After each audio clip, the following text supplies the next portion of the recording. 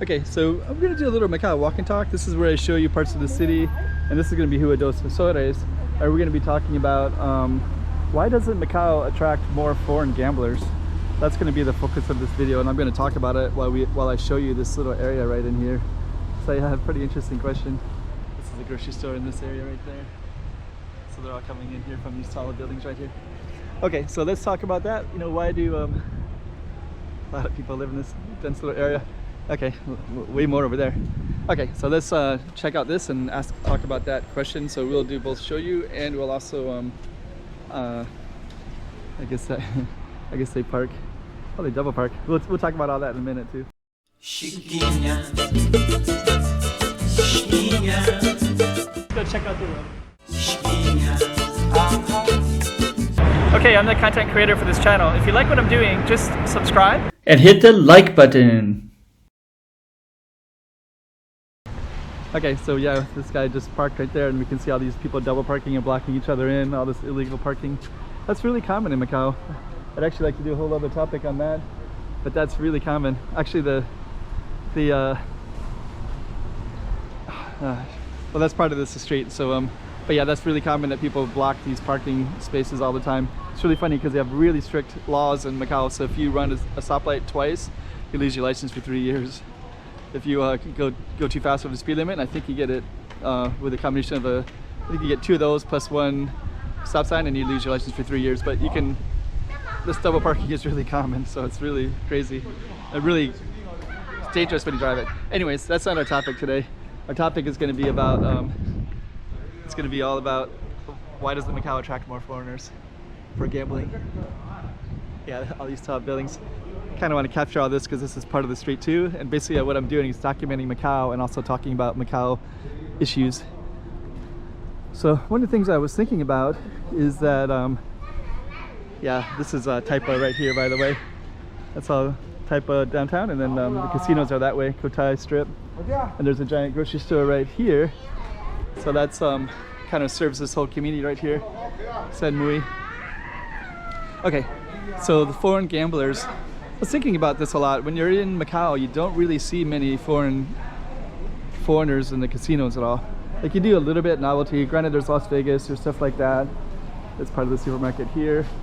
And that's also part of the supermarket here. Let's just kind of peek in for a moment. So that's what the supermarket looks like. It's also a typhoon category 8 right now as well. But as you can see, it's not really a problem, but there's no buses running at the moment. Lots of people maybe getting a little bit of supplies, as you can see. All this double parking and people, yeah, there's more double parking there. And this one's gonna double park right here. Funny, we're capturing quite a bit on this Zhuhai street.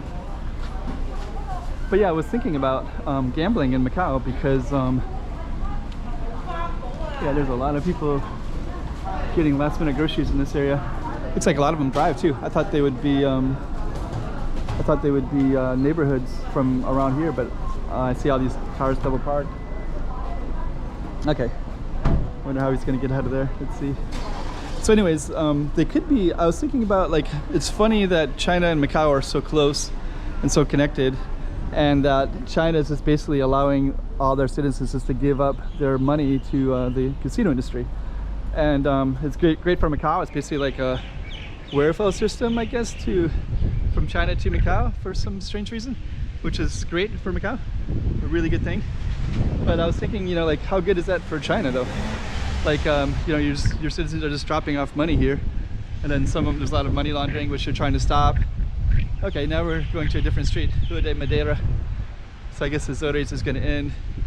So, and actually the other one was the focus that I wanted to focus on. But I guess the main thing I was thinking about, let's try to wait till this one goes by, is that, you know, if you're focusing on foreign, if you could, like, basically when you're in Macau, there's almost no poker, there's almost no blackjack, it's only Chinese games. They don't really try to encourage foreigners. If you go to the casinos, you see very few foreign restaurants outside of Londoner. Mostly they're catering almost all to the Chinese taste. And then also, like, the COVID area, there's for almost 2 years now, there's no foreigners allowed in Macau, zero tourism zero foreigners can come in, even if they have businesses here, jobs here, apartments here. None of them can come back to their apartments, their families, if they're a foreigner. Only if they're Chinese, they're allowed to come in.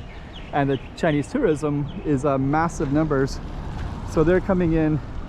Let's just go back down our street because I want to keep on the Azores street, but you can kind of see this Rua de Madeira as well. And it's going to be that kind of same thing, this kind of industrial park stuff and this kind of stuff. So we'll go back by ours and kind of talk about this issue a little bit. And maybe I'm going to walk. There's more illegal parking. I think she's parking illegally probably to go to that store as well. Most likely. I don't think she's a construction worker. So anyways, yeah, now you got a whole, this is, I kind of assumed all these people would be coming here, but instead there's all these cars coming in and parking, double parking. I guess they allow them, so that's why they do it, maybe. Actually, they do it all over Macau. Double parking is really common. It's really dangerous too. But anyways, my perception is that, you know, if they would bring in foreigners, if they could encourage foreigners, you know, maybe make some more international restaurants in the casinos. And they would also, they could also bring in a lot of foreign capital, right? Like most countries, they want that. They want foreign money to come in, and then that is really good for them, the more foreign money they can get. So it's kind of funny to me that they don't really target foreigners. There's very few foreign games, and then, you know, there's all these restrictions on foreigners with COVID. They're doing the zero COVID policy, which means that they don't want any foreigners to come in for who knows how long. You know, maybe it could be another year. Nobody knows, but like zero interest in any kind of foreign money whatsoever. It's just only Chinese money coming in, and only from Chinese gamblers and Chinese tourism, which is fine, but economically, you know, you'd think for the benefit of Macau and definitely for China, you'd want as much foreign money as possible coming in. And but maybe there's an issue with foreign other stuff, ideas, or, you know, I don't know. But I think they also, China wants to open up to the foreign, there's a little bit of rain on there as well, wants to open up to the foreign, let's kind of walk around a little bit. I don't know if that's Azores as well, but this is kind of Taipa. Let's just kind of show you a little bit more while we continue on this topic.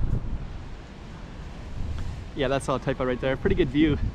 All these massive buildings. They're building more over there. There's some orange cranes right over there.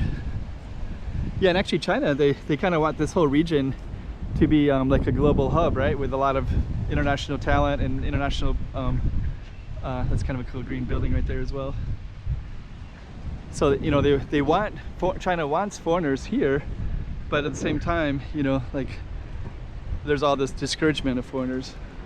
So it's kind of a mixed message, and you think like internationally and economically and for business purposes, you'd want as many, much foreign capital and money as possible coming in, and gambling revenue would be a major one. So it's kind of interesting that that's something that they don't do, because that's something that most countries are really trying to do. That's interesting. Anyways, this is Rua dos Azores, Rua Azores, which is an island in Portugal in the Atlantic Ocean. And I think one of my viewers are from Azores, I believe. And Madeira is the other island that's on that other street as well. So anyways, that's our topic today. And we're just kind of getting off of our street, but you're getting a little idea of this apartment area and a little bit more of Macau.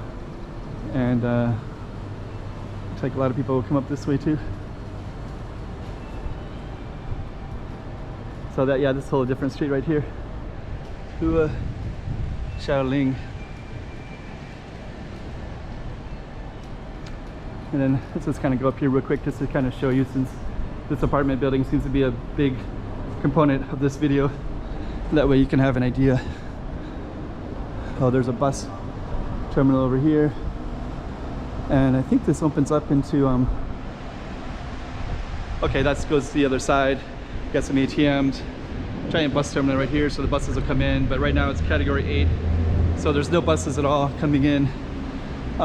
Category 8 means no buses are running, so there's no way to get over the bridges, or well, maybe there is, maybe taxis. I don't know if taxis are running, but buses are definitely are not, so these are all empty. So the people that you see waiting for buses here are just at their phones, just hanging out, I guess, waiting out the typhoon. Anyways, it's category 8. We just did another street in Macau, documenting it, letting you see capturing it in time and kind of talking, doing a little bit of walk and talk on this one, where I'll bring up Macau issues and also show you streets at the same time. So, okay, there's a street right there. Hope you like that one. And we're out of here just like that guy on the motorcycle. Pretty cool.